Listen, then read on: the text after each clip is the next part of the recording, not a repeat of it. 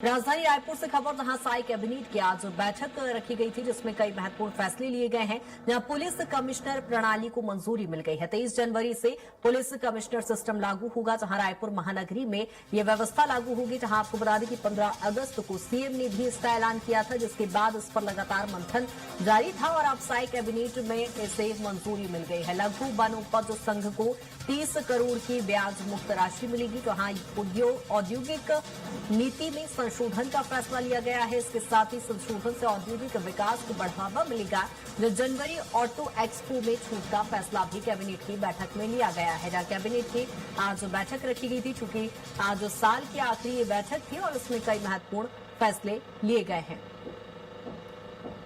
और इसी पर ज्यादा जानकारी के साथ दिलीप साहू हमारे साथ जुड़ गए हैं। दिलीप, आज साई कैबिनेट के आज साल के आखिरी दिन की बैठक थी, कई महत्वपूर्ण विषयों पर चर्चा हुई है, लेकिन कमिश्नर प्रणाली लागू करने को लेकर एक महत्वपूर्ण फैसला। जी बिल्कुल कृतिका, बता दें कि आज कई अहम फैसले हुए हैं, लेकिन इसमें मुख्य रूप से रायपुर में कमिश्नर प्रणाली लागू करने का जो फैसला लिया गया वो काफी अहम है। क्योंकि अभी तक जो पैटर्न था सभी जिलों में, पूरे छत्तीसगढ़ में हर जिले के जो प्रमुख होते हैं कलेक्टर, उसके बाद फिर एसपी। इस पे कलेक्टर एसपी की जगह अब सीधे तौर पे कमिश्नर, खास करके जो कानून व्यवस्था या इससे जुड़े मसलों के को लेकर कमिश्नर प्रमुख होंगे। और रायपुर जिले में अभी तक जो पैटर्न चल रहा था संभागीय स्तर पर या संभाग, अलग अलग संभागों के लिए आईजी लेवल के अधिकारी होते थे, अब आईजी की जगह कमिश्नर होंगे और आईजी रैंक के ही कोई अधिकारी को कमिश्नर के पद पर स्वीकृत किए जाएंगे। इसके लिए पुलिस मुख्यालय में एक ओएसडी का पद भी स्वीकृत किया गया है। इसी ओएसडी के पद पर जो कार्यरत रहेंगे वो उनको कमिश्नर के पद पर सुशोभित किया जा सकता है। और मुख्य रूप से कानून व्यवस्था की जो स्थिति पैदा होती है पूरे स्टेट में, और आमतौर पे क्योंकि राजधानी रायपुर है छत्तीसगढ़, और आए दिन अलग अलग मांगों को लेकर अलग अलग जो संगठन है, चाहे कर्मचारियों के संगठन हो, अधिकारियों के संगठन हो, अलग अलग निजी कंपनियों के संगठन है और दूसरे जो संगठन है धरना प्रदर्शन हड़ताल आंदोलन करते रहते हैं। तो ऐसे इन तमाम चीजों के लिए जो अभी तक जो व्यवस्था है उसमें उन्हें कलेक्टर से परमिशन लेने की जरूरत पड़ती है। जब कुल मिलाकर लॉ एंड ऑर्डर को लेकर यहाँ पर व्यवस्था को सुचारू रूप से किया जाने का प्रयास किया जा रहा है दिलीप, लेकिन कैबिनेट में इसके अलावा और क्या कुछ विषय जो महत्वपूर्ण रहे? जी,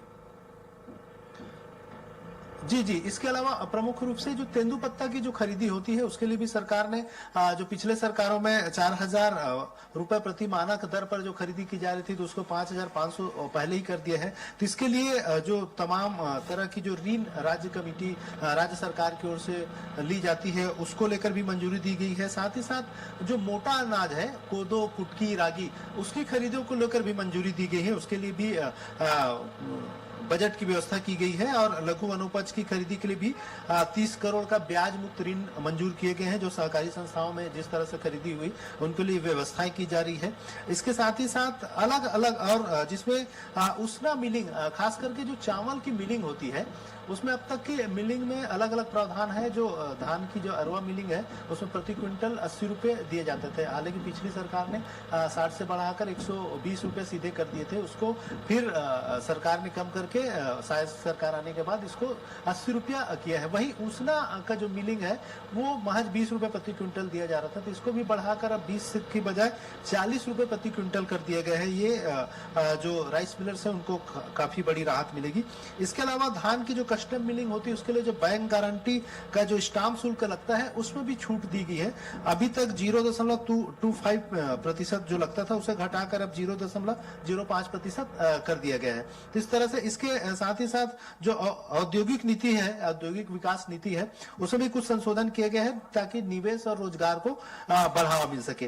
साथ ही साथ जो मिलरों की जो बात कर रहे थे, कस्टम मिलिंग के लिए जो एक दायरा तय किया गया है कि जब समर्थन मूल्य पर सरकार धान खरीदी करती है तो उस दौरान जो उठाव होता है मिलिंग्स के माध्यम से धान को चावल बनाया जाता है राइस मिलर्स में, तो उसको लेकर अभी तक मिनिमम 3 महीने की अवधि था। दिलीप, यानी कुल मिलाकर कहा जाए कि इस साल के आखिरी दिन जो साई कैबिनेट की बैठक थी जिसमें जनहितैषी कई अहम मुद्दे हैं जिन पर फैसला लिया गया है। बहुत शुक्रिया तमाम जानकारी के लिए।